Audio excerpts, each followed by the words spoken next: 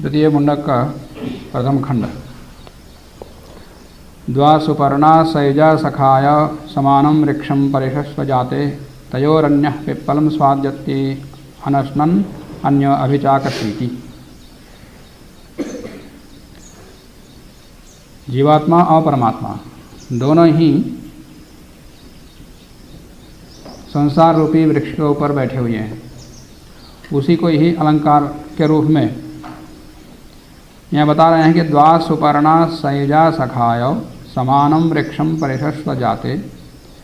दो पक्षी जो कि सुंदर हैं, सुपर्ण हैं, अच्छी गति वाले हैं। सैजा सखाय एक साथ, दोनों परस्पर सख्य भाव को, मैत्री भाव को रखने वाले।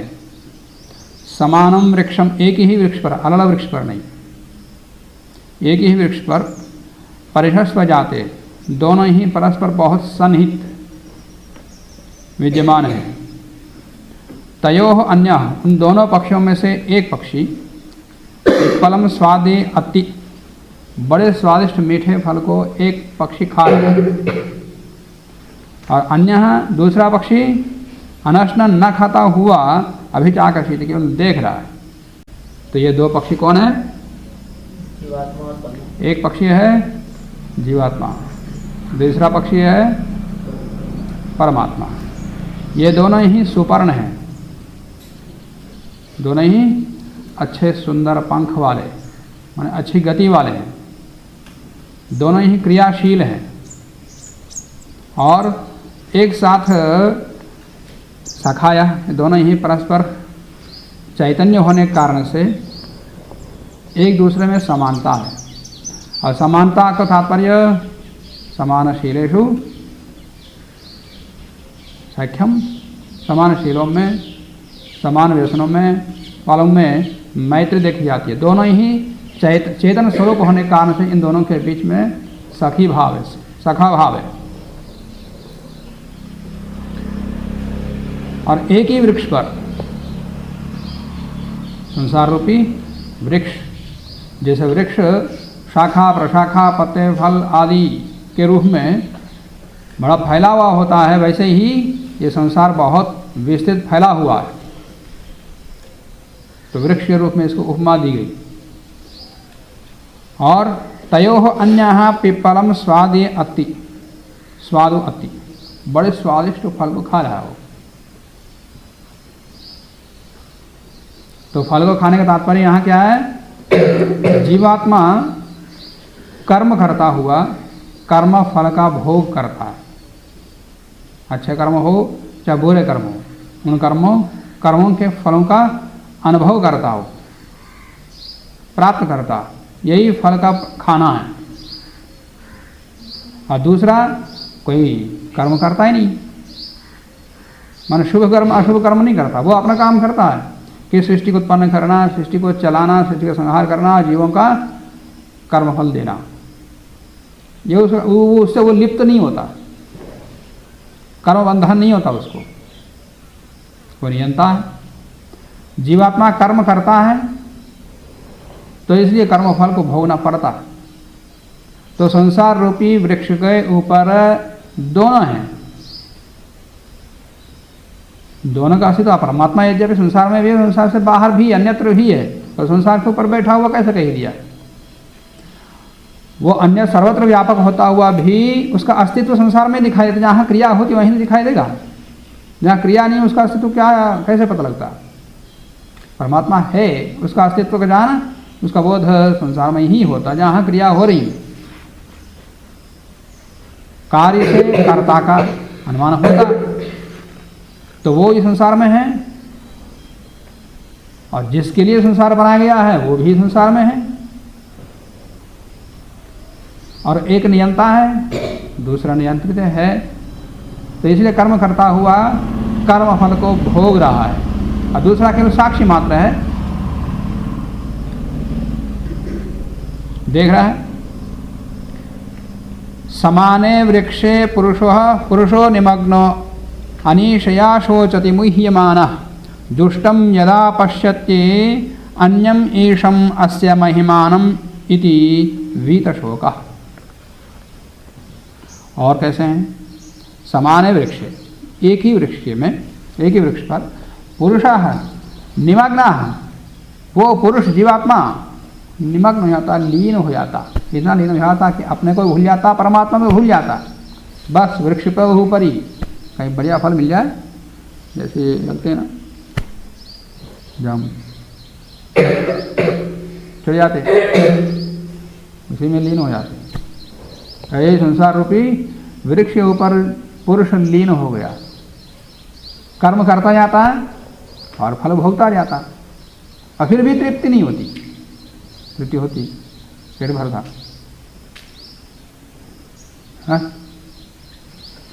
खा लिया खत्म हो गया, फिर खा लिया फिर खत्म हो गया। तो ऐसा करता करता करता उसकी तृप्ति होती ही, फल खत्म हो जाते, फिर नया कर्म करता, फल भोगता, फिर तृप्ति नहीं, फिर कर्म करता, फिर फल भोगता। अब खा लिया, भूख लग रही है, मध्याह्न फिर खाना पड़ेगा, और मध्याह्न खाने के बाद फिर शाम को फिर भूख लगी, फिर रात को फिर खाना पड़ेगा, और खाने के लिए कुछ कर्म करना पड़ेगा। तो इस प्रकार वो कर्म करता जाता, फल भोगता जाता, फल खाता रहता है, कर्म करता जाता, फल खाता रहता है, कर्म भोगता जाता, तो उसको तृप्ति नहीं मिलती। तो समाने वृक्षे पुरुषः निमग्नः अनीशया, वो उस वृक्ष पर या फलों पर तृप्ति नहीं है, उसको ईश नहीं है, सामर्थ्य नहीं है उसका, उसके ऊपर स्वामित्व नहीं है। जगत या कर्म फल के ऊपर उसका कोई स्वामित्व नहीं है, उसके अधीन नहीं है वो, इसमें मतलब और किसी के अधीन में है वो। इसलिए मोह्यमाना, उसमें मोहित होता हुआ, मूढ़ होता हुआ, सोच दुखम प्राप्त होती, दुख को प्राप्त करता वो अनीश होने कारण से कर्म करता जाता है, फल प्राप्त करता जाता है, कर्म करता है, फल का अनुभव करता जाता है, और वो समाप्ति नहीं होता कभी, ना तृप्ति होती। तृप्ति हो तो कर्म करना बंद करें, तृप्ति नहीं होती। और इसके लिए बहुत कुछ इकट्ठा करता जाता है जिससे कि तृप्ति मिले, इकट्ठा करता कि कितना ही कर लें, वो जगत तो स्वामी नहीं बन पाता। और जब तक स्वामी नहीं बनेगा, जब तक उसको अपने अधीन नहीं करेगा, तब तक उसको तृप्ति नहीं मिलेगी। इसलिए जुष्टम यदा पश्यति, तो साथ में रहने वाले पुरुष को, अन्य को देखता है। जब जगत को देखा, जगत में संलीन रहा, उसको इकट्ठा करता गया, ये मेरे अधीन में आने वाला है ही नहीं, तो उसने वृक्षों पर बैठे हुए और एक किसी को देखा। किसको देखा? दूसरा पक्षी है, दूसरा चेतन है, उसको देखा। पश्यति अन्यम ईशम, वो ऐसे पक्षी को देखा जो उस वृक्ष का स्वामी है, मानो जगत का स्वामी है वो। तो स्वामी को देखा, स्वामी का भक्त बन जाए, फिर तो वो भी स्वामी जैसा बन जाता। राजा का जो सन्निहित तो मंत्री हो जाता है, वो भी राजा जैसा ही होता। राजा का सन्निहित मंत्री होता है, वो राजा जैसा ही हो जाता, तो वो भी स्वामी बन जाता है।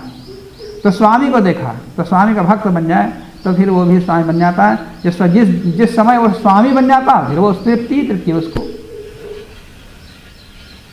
यदा दुष्टम पश्यति अन्यम ईशम, अन्य ईश को देखा, स्वामी को देखा, अस्य महिमानम, हो ये इस जगत रूपी वृक्ष का स्वामी है, ये इसकी महिमा है, मैं इसका स्वामी नहीं हूँ, तो मुझे स्वामी बनना पड़ेगा। इस प्रकार सोचता हुआ जब उसके ऊपर मोहित हो जाता है, जगत को छोड़ करके जब उसका स्वामी, उसका भक्त बन जाता है, जब उसमें लीन हो जाता है, तो फिर वो वीत शोका, शोक रहित हो जाता वो।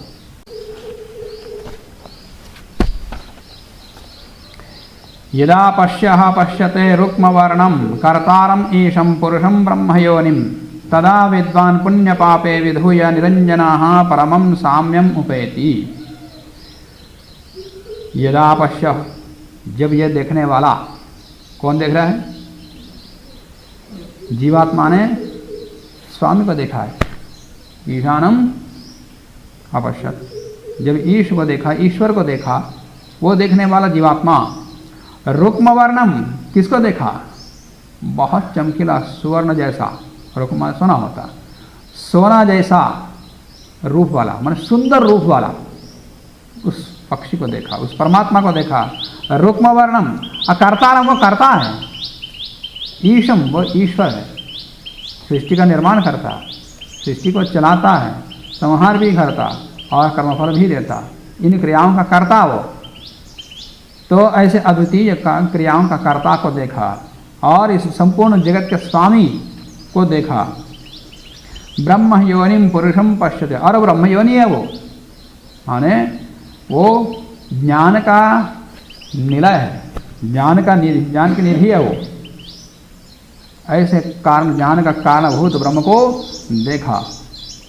पुरुषम पश्यते, ऐसे ब्रह्म योनिम पुरुषम पश्यते, पुरुष को देखता है। तदा, जब उसको देखा तब क्या होता है? विद्वान, वो विद्वान बन जाता, ज्ञानी बन जाता। पुण्य पापे विधूय, जिस समय उसको, वो संसार को छोड़ करके जब उसको देखता है तो पुण्य पाप को धो देता, समाप्त कर देता, निकाल देता। पाप पुण्य को, पाप पुण्य कर्म नहीं करता फिर वो, तो पाप पुण्य को निकाल करके निरंजना, वो मल रहित हो जाता, निर्मल हो जाता, शुद्ध पवित्र हो जाता। परमम साम्यम उपैति, इस प्रकार से वो परम साम्य बन जाता। साम्य बनना अलग है, परम साम्य बनना अलग है। तो पहले से साम्य था, जीव परमात्मा के साथ साम्यता थी। क्या साम्यता थी? चेतनत्व। प्रकृति तो जड़ है और परमात्मा चेतन है, जीवात्मा भी चेतन है। दोनों चेतन होने से दोनों में समानता है, यही सख्य भाव है। समानशील होने के कारण से ये दोनों की मैत्री हो सकती है, परंतु जो जिसके साथ कोई समानता नहीं उसके साथ मैत्री करते हैं लोग। जो समान गुण वालों के साथ मैत्री करते हैं तो क्या होता है? सुख मिलता है कि नहीं?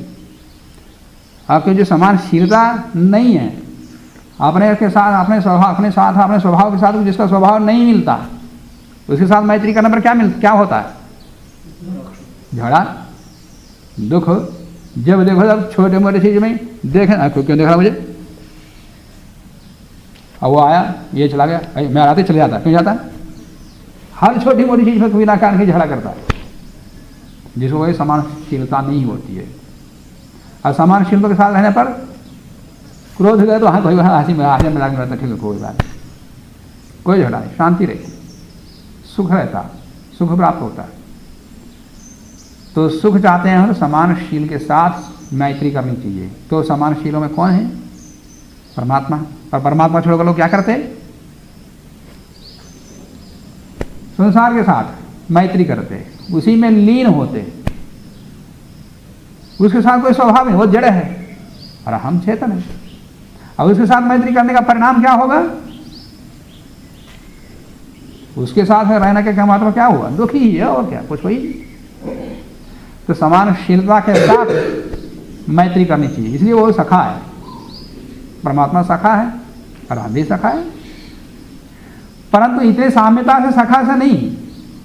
पूर्ण सुख और शांति को प्राप्त करना हो तो परम साम्य बनाना होगा। तो परम साम्य बनाने के लिए क्या करना?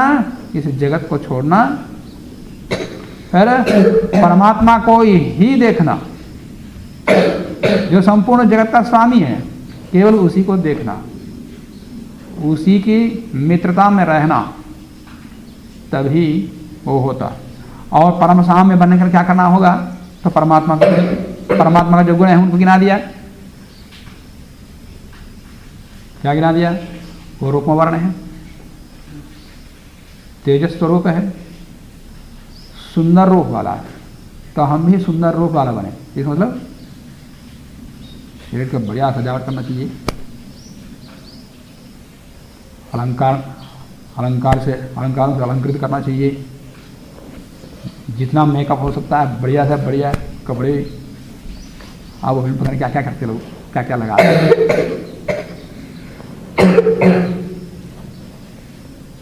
अभी कोई गया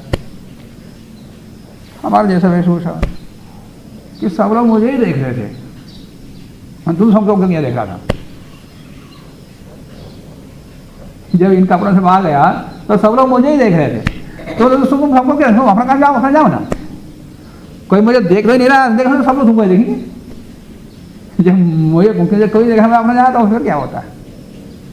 एक फिर मैंने कहा अपने आप को प्रदर्शित करने के लिए तो लोग अपने आप को मेकअप करते, अलंकृत क्यों करते हैं, अपने आप को अलंकृत आभूषणों से अलंकृत क्यों करते लोग, कि सब लोग मुझे देखें। हाँ तो बिना अलंकार के सब लोग मुझे बताए सौभाग्यशाली है।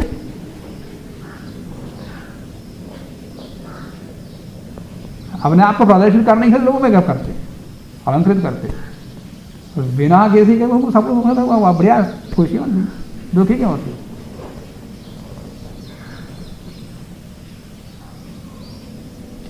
मैं तो सब जगह घूमता हूँ,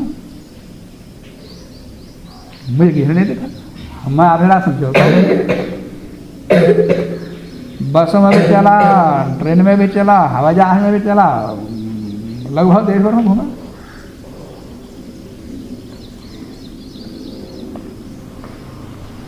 तो हाँ, रुक्म वर्ण अपने आप को स्वभावतः सुंदर बनाना, ना कि रूपतः, रूप से नहीं। ये रूप तो आता जाता रहता है, उसको कोई देखने वाला नहीं, ना उसको देखा कि तुम कोई बढ़िया से बढ़िया रूप बना दिया तुम्हारे पास कोई आएगा, कोई नहीं। तुम्हारा गुण स्वभाव अच्छा हो, एक क्या 100 लोग आ जाएंगे तुम्हारे सामने, ना समस्तक होंगे यदि स्वभाव अच्छा हो तो स्वभावतः, ज्ञानतः, कर्मतः सुंदर से सुंदर बनाना, अच्छा से अच्छा बनाना।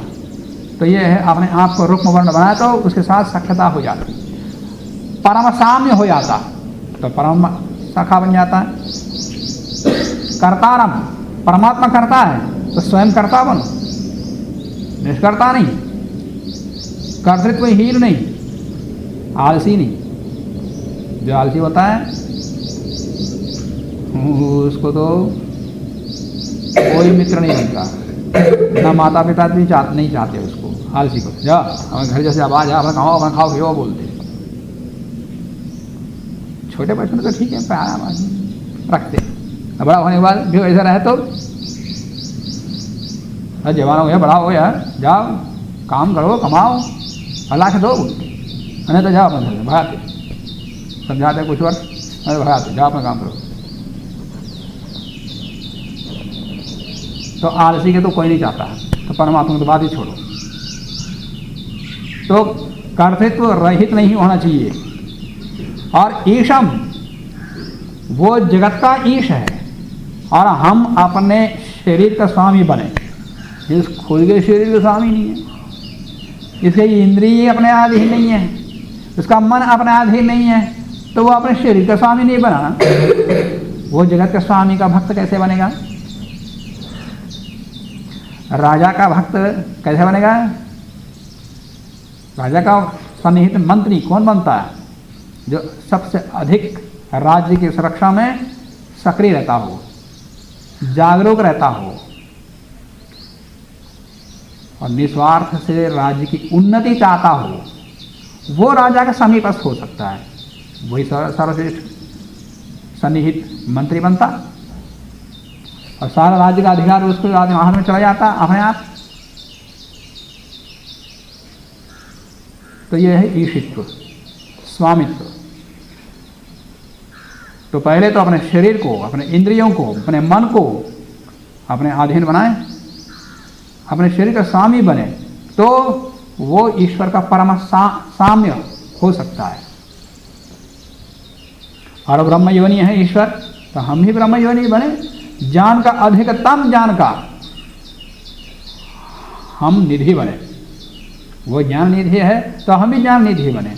अधिकतम मनुष्य से जितना साध्य हो सकता है, जितना संभव हो सकता है, अधिकतम ज्ञान का भंडार बने। तो ईश्वर के साथ साम्यता हो सकती है। तदा ऐसे साम्यता के लिए, परमात्मा के साथ साम्यता बनाने के लिए प्रयत्न करोगे तो विद्वान बहुत ही कह रहे कोई विद्वान होता है। अगर ईश बना है, शरीर का स्वामी बना, इंद्रियों को, मन को अपने अधीन बनाया, तो फिर वह पाप पुण्य सबको अपने आप दूर करेगा। केवल ईश्वर के दर्शन से पाप पुण्य नहीं धुलते। जैसे लोग समझते मंदिर में जाने से हमारा पाप पुण्य धुल गए, पाप धुल गया, ऐसा नहीं होता। उसके प्रयास करना पड़ता, कर्ता बनना पड़ता। तो पाप पुण्य विधुय निरंजना, फिर वो निरंजन हो जाता, निर्मल हो जाता। तो इस प्रकार से वो परम साम्यता को प्राप्त करता है।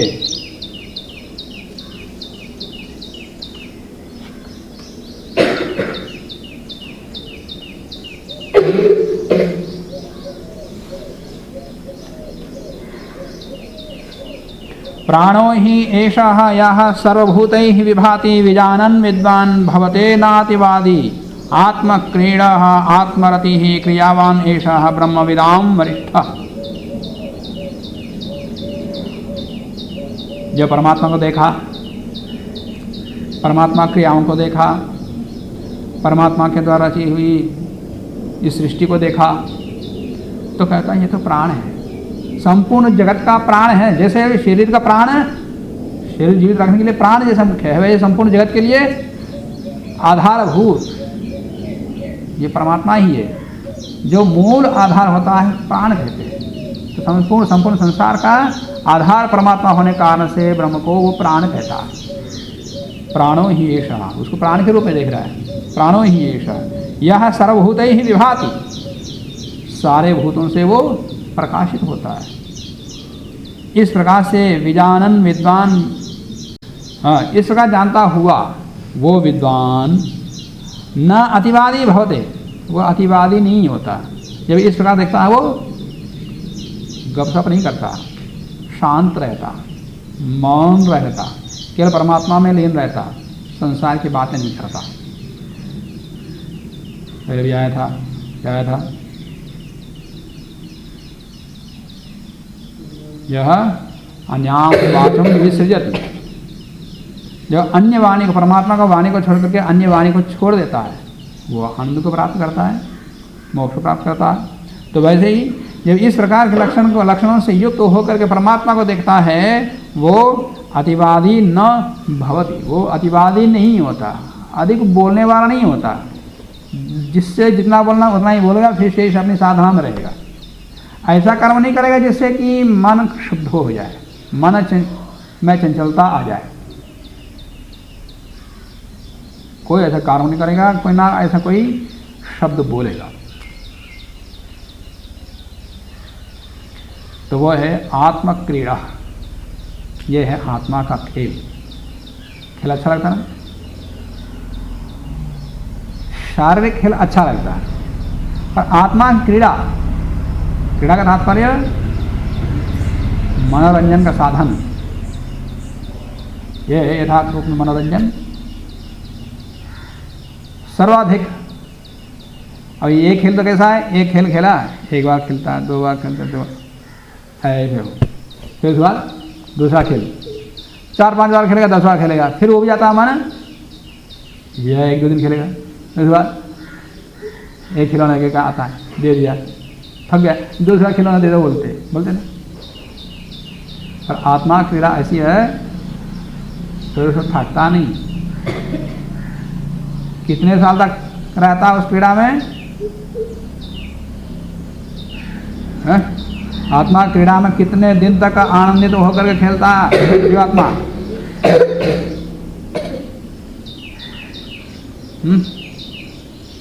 करोड़ों वर्षों तक। ये सृष्टि 36,000 बार उत्पन्न होकर के प्रलय हो जाए, तब तक वहीं आत्मक्रीड़ा में रहता हो। आत्मक्रीड़ा आत्मरति क्रियावान एषः, ऐसा क्रियावान ब्रह्मविद, ऐसा ब्रह्मविद, ब्रह्म को वो ब्रह्मविद, ऐसा योगी, ऐसा आत्मक्रीड़ा वाला ब्रह्मविदों में भी वरिष्ठ है, श्रेष्ठ है। जितने ब्रह्मवेत्ता हैं ब्रह्मवेत्ताओं में भी सर्वश्रेष्ठ है वो, ब्रह्मविदाम वरिष्ठ।